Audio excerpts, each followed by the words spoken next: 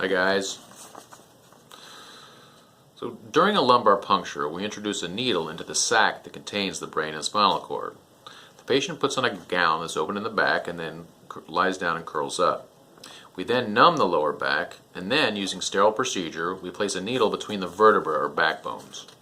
The place where we access the cerebrospinal fluid in your lower back is below the level at which the spinal cord ends, so there's no risk of hitting the spinal cord. This sac contains the cerebrospinal fluid. Once we're there, the procedure goes pretty quickly and we can collect what we need in 10 to 20 minutes or so, and then the procedure's done. The procedure is similar to, but not identical, to the epidural or spinal anesthetic that is used during childbirth, albeit without the anesthesia being used.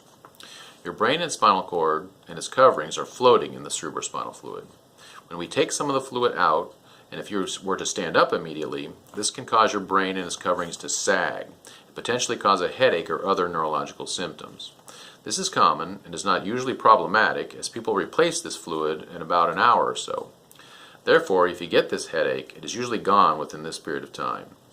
In a small percentage of cases, this hole doesn't heal immediately. When that occurs, the cerebrospinal fluid can continue to leak for a period of time. If the fluid continues to leak, the person may continue to have a headache when they stand up.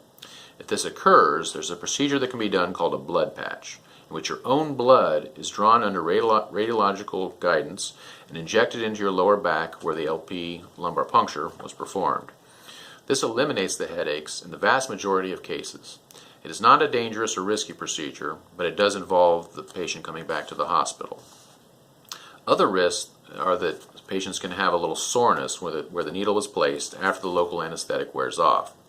This typically resolves on its own after a day or so and can be helped with anti-inflammatory drugs. After the procedure, patients should rest as much as they can. We have people rest for at least 30 minutes in the clinic, and for the next 24 hours they should avoid physical exertion such as climbing stairs, lifting weights, or riding a bicycle. This is because physical exertion can increase the pressure within the lumbar space, increasing the likelihood that the hole may not heal immediately.